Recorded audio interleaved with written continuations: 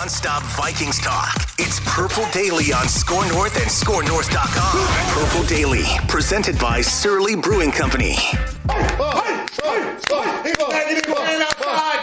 we got a team in here. And this is like a chant. Now every time I beer, we gotta score. Yeah. Welcome in to Purple Daily. Daily Vikings entertainment. We just want the Vikings to win a Super Bowl before we die. The show is presented by our friends at Surly Brewing Company and also TCL. They're offering up a new lineup of award-winning TVs delivering the most entertainment with stunning resolution, all at an affordable cost. Enjoy more of the things you love with TCL. All right, boys. 4-question Friday here on the show. And let's start with this one. I mean, maybe we'll get some actual news on this before the day is over, but the Vikings have a free agent visitor right now. Another former Packer. Chandon Sullivan is a slot cornerback who's visiting the Vikings right now. The Vikings have been updating on their Twitter account that he has begun his visit. I don't know how often they're going to be updating. If he is taking a bathroom break. He's having a light lunch in the break room between meetings. But Chandon Sullivan is in the house. He's visiting. The Vikings need cornerback help. I'll give you a couple nuggets here. So, according to Pro Football Focus, Sullivan ranked 10th last season among 41 slot cornerbacks, so 10th out of 41, in yards allowed per snap in the slot. Mm-hmm. So his overall grade was among all cornerbacks, was just kind of average.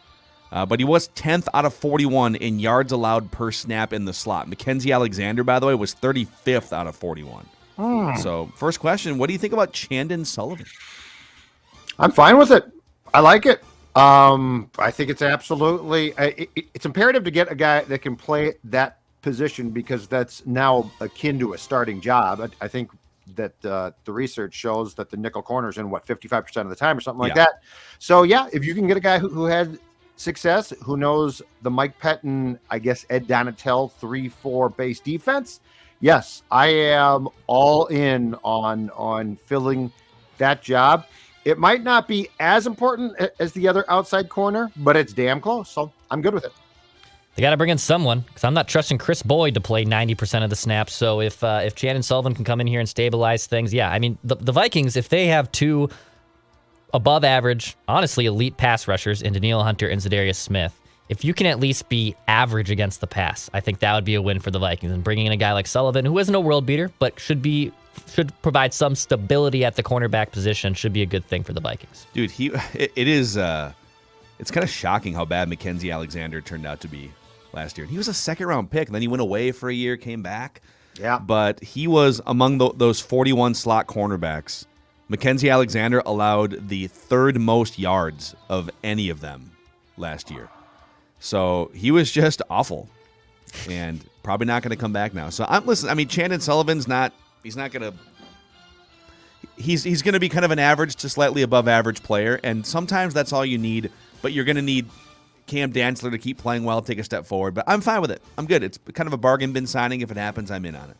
I feel like it would be hypocritical of this show right now to pivot and be like, you can't sign him. You need an upgrade there. Like, we haven't been talking about upgrading this team for 2022.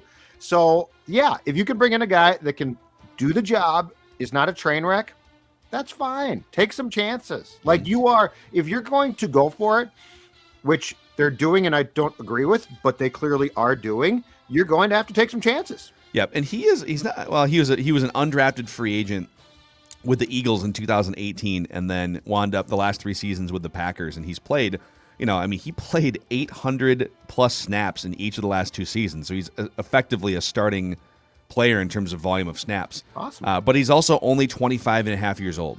Okay. So he doesn't turn 26 until training camp. And that's another thing here. Like, some of the players they're bringing in, Harrison Phillips, if they finalize this thing with Chandon Sullivan, these aren't just 2022 moves. These are 25, 26, 27-year-old guys that could help you for a 3-year window. Mm-hmm. So I like and maybe this is part of what Kwesi's talking about, having 1 foot into the future and 1 foot in the present. So we'll see what happens with Chandon Sullivan. All right, question number 2 here for you gentlemen. You like The Za'Darius Smith contract turned out to be very team-friendly for the Vikings. So it's a $42 million contract, but only $6.5 million fully guaranteed at signing. It's a signing bonus of, I think it's like $5 million or whatever spread out throughout the 3 years of the contract, and then there's a base of like $1.5 million.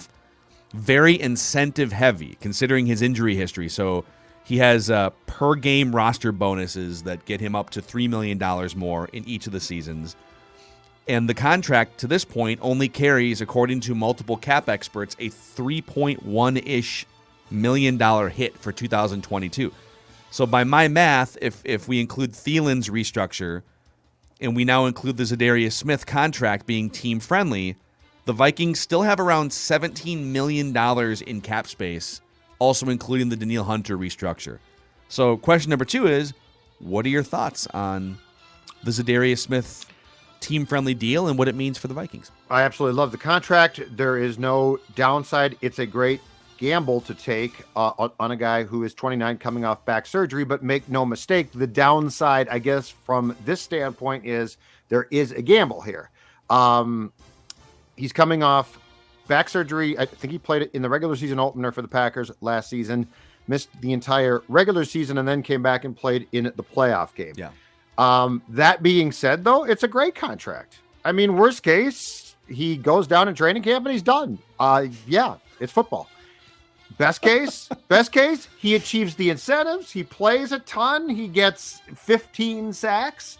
So this was definitely a contract where if you are going to quote Kwesi, operate between the margins, this is that, right? This is operating between, this is trying to find a guy on the market who there is risk involved, but the reward is potentially huge. And I will go back to what I said before. If you're going to do what the Vikings are set on doing for 2022, given their circumstances, these are the type of moves that you have to at least take a gamble on. And if it works, you're going to look pretty damn good. Yeah, I think it's a great contract for the Vikings. And remember, too, the Packers are paying him $11 million to not play for them. So he has a dead cap hit of $11 million on Green Bay's side for this season as well. So he still, in a way, gets a big payday from 2 different teams, mostly being at his former team. But from the Vikings side, you have 2 pass rushers now who should be able to get after the quarterback at an elite rate. And yes, there's an injury concern there. Back injuries are scary, especially for someone who's approaching his age 30 season. But on paper, the Vikings have 2 very good pass rushers in Hunter and Za'Darius Smith, and I'm here for it. I mean, there's never really been any question about Rob Brzezinski's ability to just get creative with the cap and find ways to carve space where there doesn't appear to be much. And this falls into that category. I love this. Obviously, there's some risk here, and even though he passed his physical, it's still a back issue. So we got to be a little bit careful going forward here. And I don't think this precludes them from also drafting an edge rusher high in the first or second round because, there's major injury concerns with both of their starters, and you're going to need more than 2 edge rushers going forward anyways. But if this plays out and he's healthy and he even plays 75% of the games and the snaps, this is a great contract. And what I like best about it, again, if my math is right, and I think it's pretty close, $17 million under the cap right now, which isn't in great shape, and you missed out on some first-wave offensive linemen and some other players while you try to clear cap space. It allows you to sign your draft picks and still go get at least 1 or 2 starting caliber free agents. And until he signs elsewhere, I'm going to keep throwing out J.C. Tretter's name. Like, he's out there. The daily J.C. Tretter. He's had injury issues, but, you can afford him. Mm-hmm. So it'll be interesting to see what they do with the rest of that cap space. Patrick Peterson coming back. Would you want Patrick Peterson coming back? I'd the right price, yeah. Yeah. I'm beginning to wonder if they're going to, not in the first round, I'm beginning to wonder if they're going to try and draft a center, though. I just can't get my head around the fact that Ken O'Connell really thinks Bradbury's good. He might. I might be wrong about that. Yeah, I can't get my head around it. The whole wishful thinking approach to GMing and even to being a fan, it's just I think you should treat this roster as if Garrett Bradbury surprises us at some point, cool. Like, okay, you're going to be the swing offensive lineman because you're not a starting caliber guy. Yeah. And if our tutelage and development and coaching elevates you back up to where people thought you were going to be 3 years ago, pleasant surprise. But I wouldn't go into the season relying on development to make him better. He's had 3 years to prove it. And how do you watch his film and say we can change that? Like, what about his film? Because there are guys that you see on film and probably think, oh, if I coached him, it's going to be different. Garrett Bradbury's being tossed around like a rag doll, right? Yeah, it's tough to justify. I'm gonna, by the way, on tomorrow's episode on the Purple Daily Reads the Comments, we actually do have 2 or 3 really good comments and questions about Bradbury, and so we can devote even more of a chunk on that episode. All right, halftime here of 4-Question Friday, and so let's talk about our favorite halftime beverage, Judd. Oh, let's see here. You're talking about my friends at Surly Brewing, and I'm going to tell you right now, the weekend is essentially here, and so here's what I want you to do. Here's the game plan. Here is your free agent acquisition for the next 3 days at least. It's the first Surly Variety Pack of 2022. What does that offer? Well, the Furious, of course, because that's the official beer of Judd. Havoc Machine is outstanding. Ghost Empire Dark Lager is outstanding, but then the superstar of the pack, in my opinion, no disrespect to the first 3 I read, the Hyper Modern Idaho 7 IPA is absolutely fantastic. Again, head to the liquor store, head to the refrigerator, and say to yourself, let's see, I'm going to go free agent beer shopping. Who should I acquire? First Surly Variety Pack of 2022. That's the answer. And then once you're done, you Show get us home, your cans. crack one open. Exactly right. Show us your cans. I was talking to Dave, our buddy at Surly, yesterday. I went down to the brew hall, and he gave me a little tip with the Grapefruit Supreme, which I'm going to dabble in this weekend. Nice. Drop a little bit of tequila in that Grapefruit Supreme. Ooh. And I will report back on Monday with my report of Grapefruit Supreme with a little tequila dropped in. Mildly irresponsible, and I like it. Dave Yep, that's who I am. Dave has become a good friend, and I'm going to tell you right now, he will never lead you astray. Just if you're curled up in the fetal position, He is a beer in someone master. else's living room, just wondering what happened. Don't blame Dave. Also, a shout out to our friends at Federated Mutual Insurance Company. So, the culture of that company, we talk about culture with the purple all the time, is very strong. The marketing reps that are going to help your business go through several months of training in Owatonna before they even get assigned to regional offices throughout the country. They specialize in core industries that they know and understand rather than trying to sell as many policies as possible. And you can find out more about how Federated can help your business at federatedinsurance.com, where it's our business to protect yours. You like that? You like that? All right, question number 3 here. So the DraftKings came out with updated playoff odds in the NFC. This is just odds to make the playoffs. Tampa Bay, Green Bay, still at the top of the heap in the NFC, minus 600 and minus 500 respectively. And then the next tier is Rams, 49ers, Cowboys, all in the minus 225 to minus 270 range. And then spots, let's see here, 6 and 7 are Arizona and Minnesota at the bottom of the wild card list. So the Vikings right now, according to DraftKings Sportsbook, are fighting for the 7th seed if the season started today. So question number 3 is, how many wins do you think the Vikings are pacing toward right now as you look at this thing? And let's assume that they can draft a cornerback, however you would use the $17 million in cap space. I'm going to say they are pacing towards, because I do not think they're going to be a train wreck. I'm going to say they're pacing towards, I'm going to give them 9 wins right now. 9 wins, I think, is incredibly fair. I think that the offense, no question, should take a step. It's going to be, I hope, and certainly should be, better constructed. Play calling should improve by a lot. The defense, I mean, I can't believe I'm saying this coming off of a Zim defense, but it can't be worse. Like, it has to improve. I think the change in philosophy will help there as well. So I'm going to put the Vikings on 9 wins, with probably best case being like 10. But I think that this team is going to continue to be what this team has been of late, which is a team that is really good at at treading water, but not going up to that next stage, which I hope will be 2023, where they reach the next level. Dex? I have them at 8 right now. Have them at 8 wins as currently constructed. I see what they do in the draft. If they get Tretter, that bumps up maybe a half a win. If they two really solid cornerbacks in the draft, or maybe another defensive end, another half win there. But right now, before the draft, I have them at 8 wins. I'm trying to find like a lot of the sports books are still waiting because free agency is not over yet.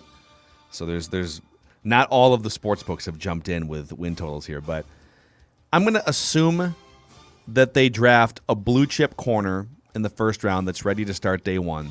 Okay. And that they bring back Patrick Peterson. So they'll have and I'm sure they'll find a slot cornerback who's at least competent. Like Chandon Sullivan would be fine. So then they'll have 4 cornerbacks that you kind of trust and figure out, is Cam starting? Does the rookie sit for a while? I'm going to trust that they sign a center or a guard that makes you feel a little better about one of those positions. And so if they do those 2 things, I'm with Judd. It's 9 right now. I don't see like a ceiling of 12 or 13 yet. They'd have to really hit a home run in the first or second round of the draft. It kind of feels like back where they've been the last few years, which is competing and crossing your fingers and seeing what happens. Now, the biggest question and wild card in all of this, no pun intended on the wild card reference, how much better can Kevin O'Connell be in some of the situations that we criticize Mike Zimmer for, right? End of the first half, defense giving up all those points, offense great out of the gate and then sputtering once you get past the scripted plays, right? They were one of the highest scoring first quarter offenses. The numbers dipped after that. Right.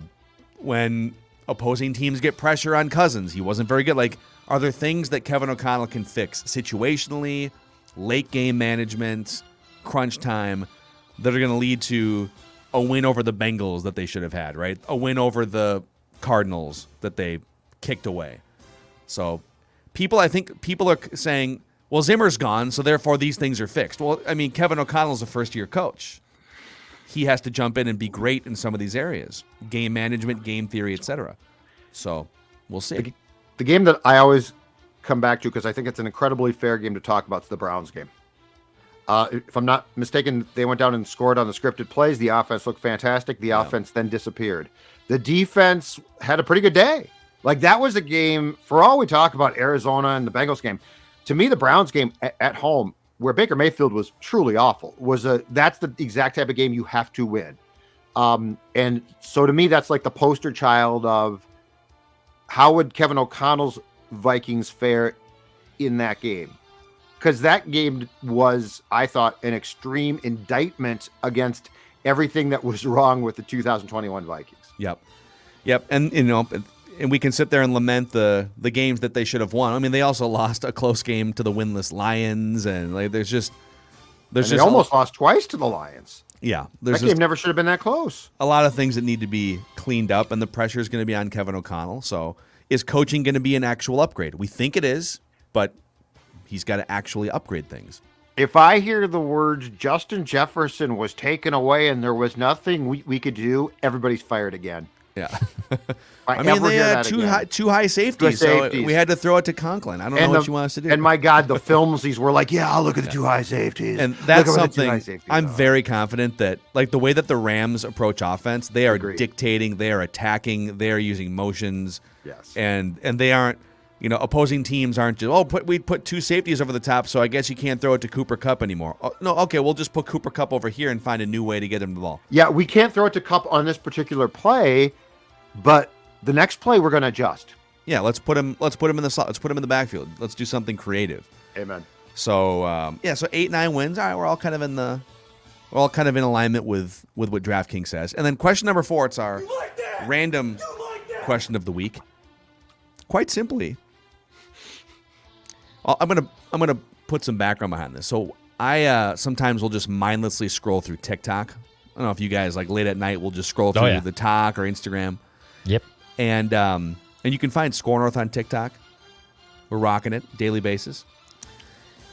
And I've followed a couple accounts now that do, like, creepy, like, ghost videos, or like they'll show, what is this thing that flashed across the hallway, right? Like, I can't get enough of that stuff. I don't know if it's fake, if it's real. I just like watching creepy videos. Goes back to your Robert Stack days. Yes. Hello. Unsolved Mysteries. Yes. Oh, my gosh.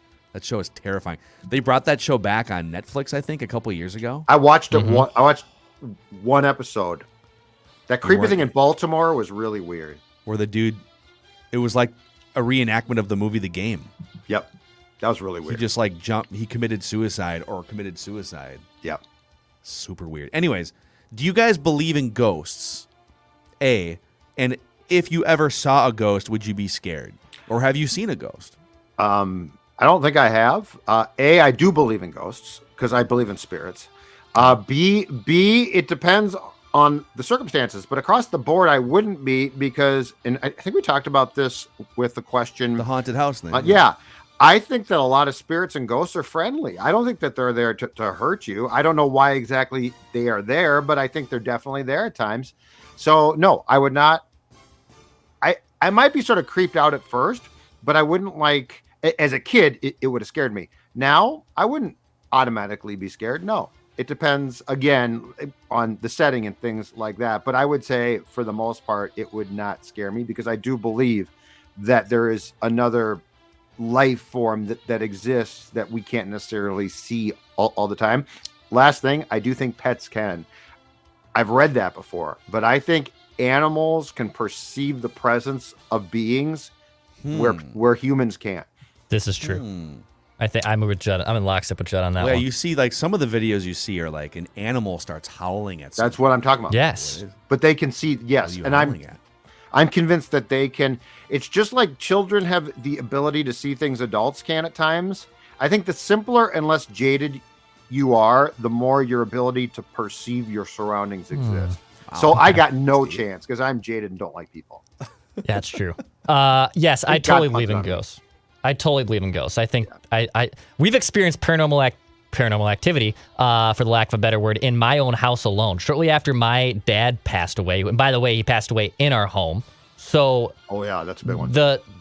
There was like 2 or 3 times my dad loved music, and in like our dining room we had a humongous speaker and whatnot, and we used to play music all the time. The speaker turned on like at 3 a.m. for no reason for like a week, a few months after he died, and we couldn't figure out why. And why else was that damn speaker turning on? Was it radio playing or what? Yeah, it would turn on. It was usually always a CD was always in there, and it would just start playing. And there's no alarm function. There's no alarm function on this. Creepy. We looked. Weird. Looked like crazy. And the bastard turned on the stove once. He turned the stove on. That's dangerous. Okay, he tried to kill us. He tried to kill us. He did. So he's a jokester. So who jokester picked up on the stove? Or is he a murderer? I don't know. Who picked up on the stove? He's an arson. He's an arson. Apparently. Sorry, we helped you pass to the afterlife. Don't take us with you. That's not how this works. He passed in the house. He's still in that meant he was still there and he was saying hi. So yes, I totally believe that there are spirits out there. Yes, easily. Yeah, I think so. I do. I've read enough books too. Like after my mom died a few years ago, I got really into like, so what does happen? You know, I wonder. You know, I've always been like pretty agnostic religiously, but you know, I started reading books about afterlife and stuff, and I've never had any paranormal experiences yet, friendly or otherwise, or arson like Declan's dad. But I think I don't know. I'm skeptical, but hearing stories like that with Declan, it's super weird. Like, why is the speaker turning on at 3 a.m? Oh. Turn the stove on. Maybe to cook something up. I want to know, people in the comment section on the Purple Daily YouTube page, have you ever encountered paranormal activity? Have you ever been haunted by a ghost? The last thing I'll say is I've had dreams both about my parents, and with my dad, he's aged. Like he looks like he would look in present day. Yeah, I've had that with my mom. Yep, that's freaky, weird. dude. It's mind blowing to me. And with my mom, she always looked at my dad and he was younger. So it's strange how the afterlife works, dude. Dreams are weird in general. Yeah, it's just like you're just like living in some alternate universe. You wake up and it's like, oh. I had terrible dreams 2 nights ago. Just brutal dreams. Really not fun at all. Didn't enjoy them. Oh no, that contract was signed by Kirk Cousins. That was that was an $70 million thing. guaranteed. Yeah. What? Yeah, he's the he will be the. That wasn't a dream. He will be the Vikings quarterback. Yeah, Sean through Mannion is 2020. coming back. What? Like Yeah, that's No, not no, a- no. Yeah, Oh my God. Yeah, he's You're the kidding backup, me. man. Yeah, yeah. he's the backup. Sorry, dude.